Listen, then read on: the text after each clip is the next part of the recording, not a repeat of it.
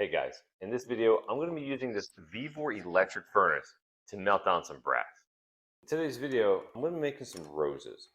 I made some out of aluminum, quite a few out of aluminum, some out of brass, and even some out of copper. But in today's video, I'm going to be making more out of brass. Now, before we're going to use this crucible, I just want to mention that these degrade over time and they get really thin. Mostly at the top. The bottom seems to be a little thicker, but the top always gets thin. And it's very dangerous because you're grabbing it from the top. You could be lifting it, pouring it, and this could be broken. I did have an experience in the past where it broke inside of the furnace, not outside the furnace. So that was good. But it basically, I tried to lift it up and the bottom half was not even connected to the top.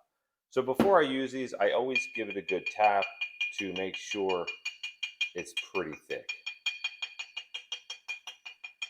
If you had a micrometer to check the thickness of the top, I would advise you to use the micrometer for that purpose. But it does feel like it's about a 1/4 inch thick by running my hand and pinching it like this. So I'll put the crucible into the furnace. I'll fire up the furnace and get this thing started.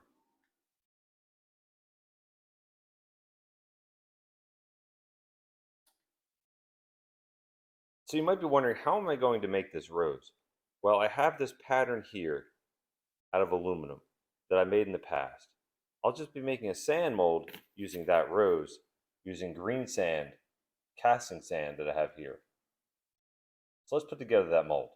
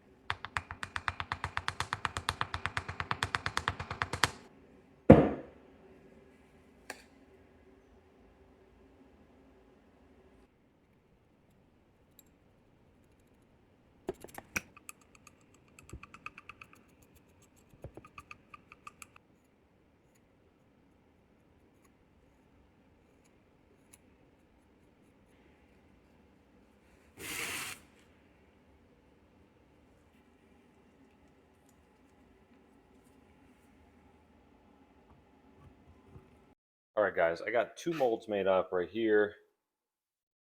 And we're going to check on this brass. We are at 1006 degrees Celsius. And it looks like we are about halfway melted. Once this is fully melted, that's when I'll do the pour. Just going to set up the area here, put a metal pan underneath of the molds, and we'll get right back to you guys. Before pouring into these molds, I always like to preheat the metal. A few times as the metal is being poured into the flasks, I get some sort of explosion or a pop, usually due to cold metal or moisture. Alright guys, we are at about 1053 degrees Celsius. It's been about 10 more minutes, and this brass is fully molten.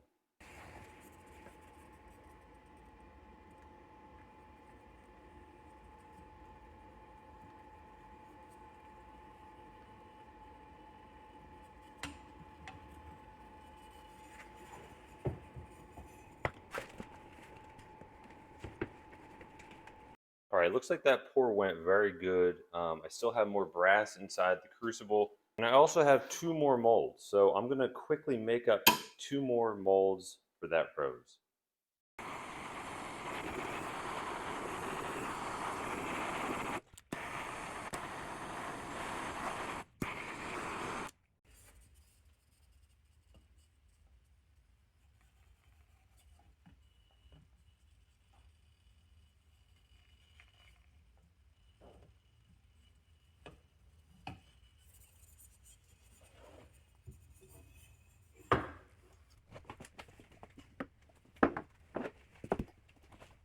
right, guys, it looks like we had another good pour, but we won't really know until we open these up. So let's open up both of the ones that I poured prior to those and see how these ones came out.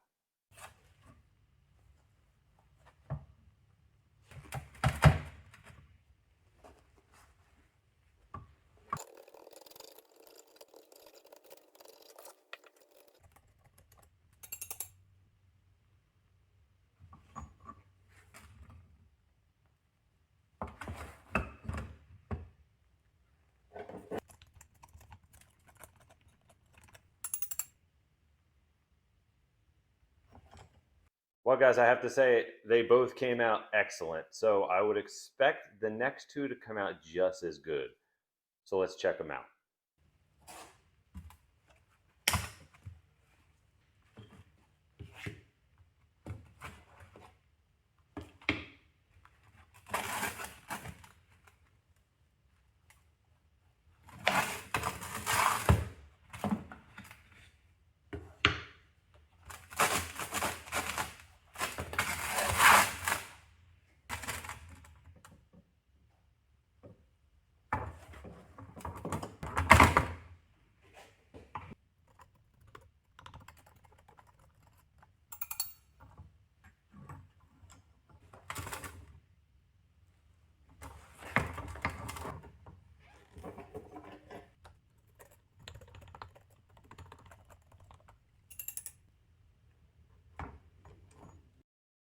All right, guys, it looks like they all came out really good.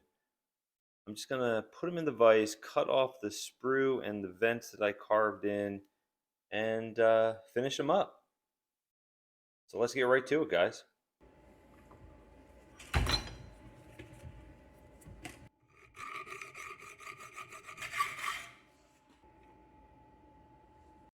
So I've now cut off all of the sprues from each rose. The next thing I'll do is use a file on the perimeter of the rose, cleaning it up the rest of the way. And now all of these roses are perfect. Well, perfect in my eyes. I think they all came out excellent. Perfect detail on every single one of these roses, which also means my green sand had the perfect amount of moisture to be able to capture the detail. So now I'm going to take each one of these roses to a wire wheel and clean them up the rest of the way. And there we have it, guys. Each one of these roses are perfect. They all have a great shine, and I love the way they came out. These are so much better looking than aluminum ones. And to be honest, I actually was going to cast these in aluminum today. So I'm very happy I decided to change my mind. Well, guys, that's it for today's video. I hope you guys liked these nice brass roses that I made using the Vevor electric furnace.